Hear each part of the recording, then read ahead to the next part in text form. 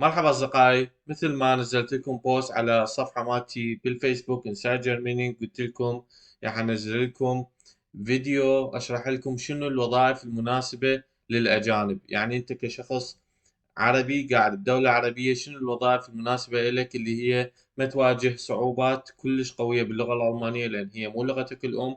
فأكو بعض الوظائف اللي هي آه، تفيد الأجانب بصورة عامة.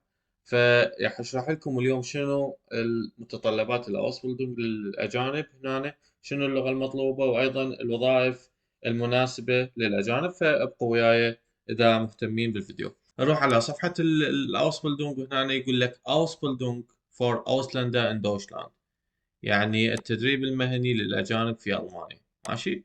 وهنا هاي الصفحة كلها شارح لك شنو الشهادة المطلوبة، شنو الأوسبلدونج، دا يشرح لك يعني خطوات احنا هاي كلها شارحيها بالضبط. وهنا يقول لك مثلا الراتب مالتك راح يكون كذا، تدفع كذا فيرزيشنال. فاحنا هذا الموضوع ما يهمنا، كله شارحيه. فاللي يهمنا بالموضوع هو شنو الوظائف المناسبة إلنا كأجانب، أو احنا نريد نقدم كأوسبلدونج. التدريب المهني الأول اللي هو إلكترونيكا فور بتريب تكنيك، اللي هو تدريب مهني ككهربائي. التدريب الثاني ميشاترونيكا. ماشي. هنا كل وظيفة تقدر تشوف مالتها القهال تشقد الراتب مالتها. يعني السنة الأولى، السنة الثانية، السنة الثالثة، السنة الرابعة إذا كان 4 سنوات، وإذا كان سنتين.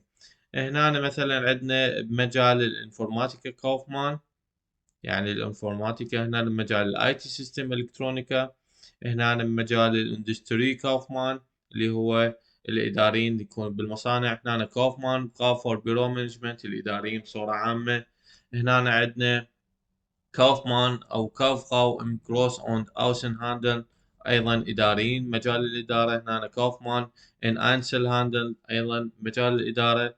هنا عندنا الفخ جرافت ام لوجيستا لاجر لوجيستيك، ايضا مجال اللاجر اللي هو الاوسبلدنج مالته 3 سنوات، السنه الاولى، السنه الثانيه، السنه الثالثه.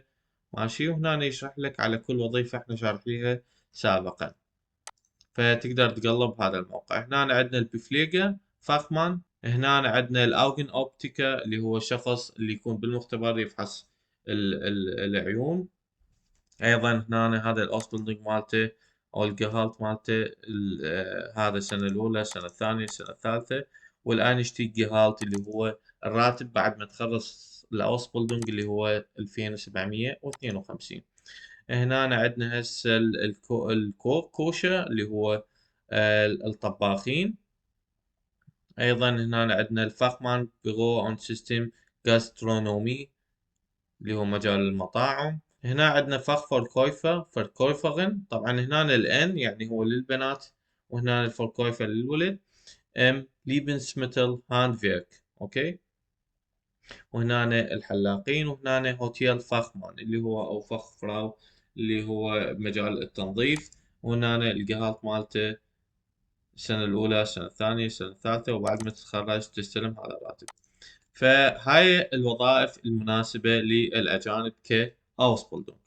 هنا يقول لك مثلا الفيراوزيتسونج أم ناخ دويشلاند سكومن، شنو الشروط حتى تقدر توصل ألمانيا. شارح لك إياها. هذا أنت كنت من يعني دويتش شتاتش انجهورشكايت، اللي هو بيزتس، اللي هو أنت يعني ألماني الجنسية، أو جاي من الإي أو. أوكي. أو من الإي أو شتاتن اللي هو من الاتحاد الأوروبي. وهنا يقول لك مثلا إذا أنت ما جاي من الإي أو، يعني ما جاي من الاتحاد الأوروبي، فتحتاج أنت هاي الشغلات. اللي هو عقد عمل وهالسوالف انت اكيد شارحينها احنا سابقا.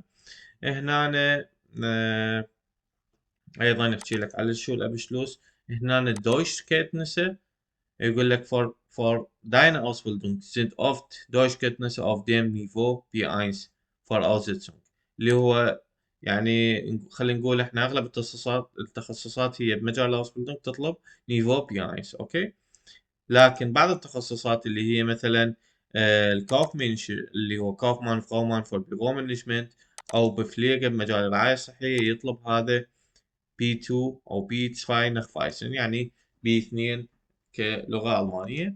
وهنا يقول لك مثلا بدنك das du for Menschen berufen auch fachspezielle Kenntnisse, zum Beispiel Microsoft Office Programming.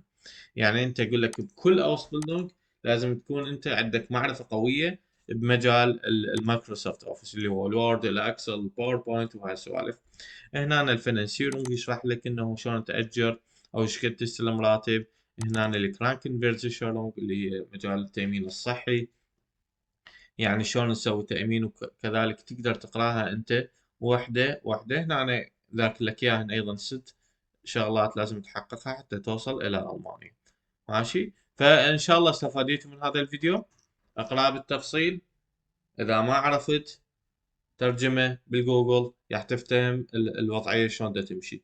لكن انا انصحك انه انت تقرأها هسه بدون جوجل. حاول انه تركز شوية، تحاول تتذكر الكلمات حتى انت ما تحتاج جوجل. بس اذا صعبت عليك الكلمة خذها للجوجل وافهم شنو معناها. ان شاء الله استفاديتوا من الفيديو. انتظرون فيديو جديد. تحياتي لكم، مع السلامة.